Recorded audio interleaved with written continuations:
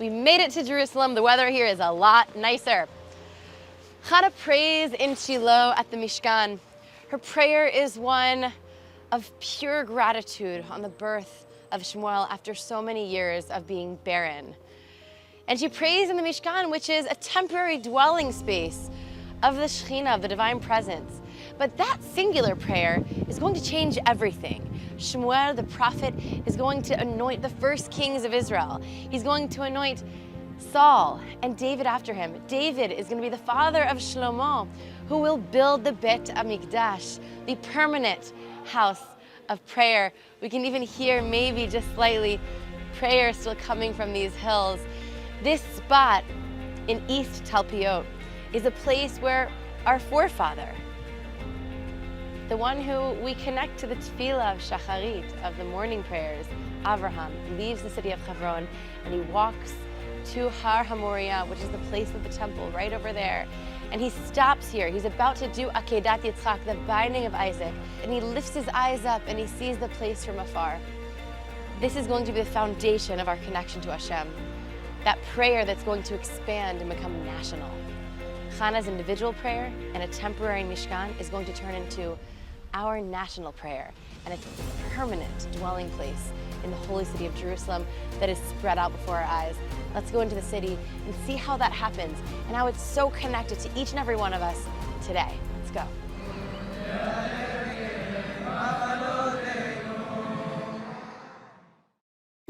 To this day, thousands of years later, millions of people from all over the world are coming to this spot and pouring their hearts out in prayer. In fact, one of the names of Jerusalem and the Beit Hamikdash, the temple, was Talpiot. Tal Piot, a hill of mouths, the mouths that turn to this hill in prayer. But why? Why are we still coming here in prayer? We can pray from all over the world. If we want to understand this phenomena, we have to go back to the beginning, to the founding of the temple by Shlomo HaMelech, almost 3,000 years ago. Back in time, it's the days of the United Kingdom of Israel, almost 3,000 years ago under King Shlomo, and people are coming from all the corners of the land to this spot to see the dedication and the festivities of the Beit Hamikdash, of the temple. And Shlomo HaMelech comes, and if we read his tefillah, he stands here, he's so grateful to Hashem to be able to be the one with the merit, the zchut, to build the final resting place of Shechina, the divine presence.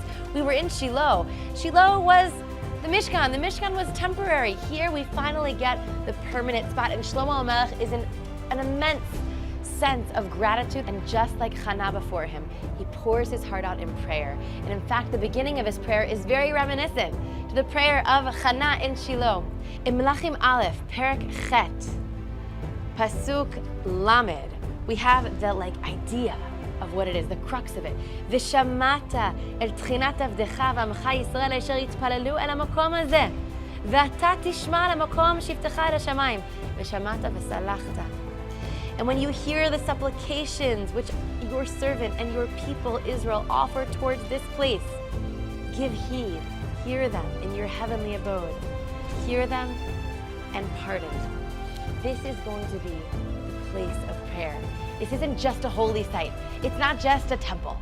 This is the place that is a permanent spot where individually, just like Chana, but also nationally, all of humanity, specifically Am Yisrael, were able to come and connect and elevate through prayer to Hashem. We're here at the southern wall of the Temple Mount. King David, although he wasn't able to build the temple and he wanted to, he calls this place the house of prayer for all nations, Beit Tefillah Lekol Ha'amim. We would walk up this road, up these steps, and you see the remnants of that arch up there? That is the remnants of the Chulda gates. This was the main entrance into the temple.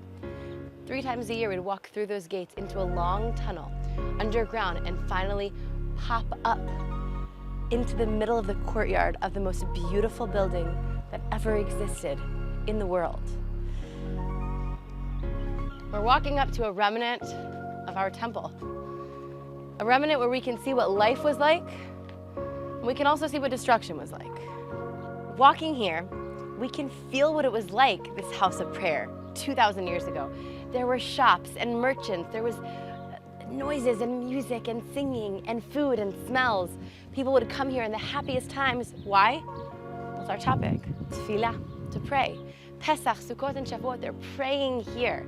Behind us is also the destruction though. Romans come here and destroy for the second time this house of prayer, this Beit Hamikdash. And the remnants here are so silent, yet maybe we can even hear, if we listen just for a moment, the prayers of millions of our ancestors who came here.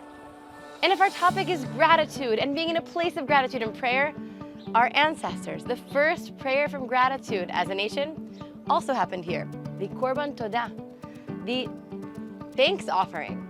Any of these really great things that happen, you would come to this spot, the original spot that Shlomo prays out of gratitude, and each and every one of us comes here to thank Hashem for the great things that we have in our life.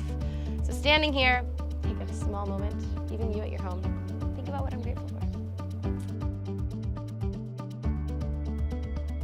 Outside the walls of the temple, we find countless mikvahs, ritual baths. You can see a partition. People thousands of years ago would go down one way impure, come up the other way pure, and elevate to the temple in prayer and sacrifice in connection to Hashem. And it's interesting because we're talking about gratitude, the perspective of gratitude, being able to say, wait a second, I have to quiet out the things in my day-to-day and realize that every single thing that I have is not from me, it's from Hashem. And a mikveh is a perfect place to do that. We separate for a minute from our day-to-day, immerse totally in water just like the day we were born, kind of reset our thought process, be able to elevate to the space where we can pray, where we can connect. Come from here, straight to the temple. Sometimes I like to think, what were the people who were here thinking about? What were they praying about? What were the things that they dealt with day to day? And although 2,000 years have gone by, I don't know, I think we probably are praying for similar things. Health, happiness, success, connections, shalom.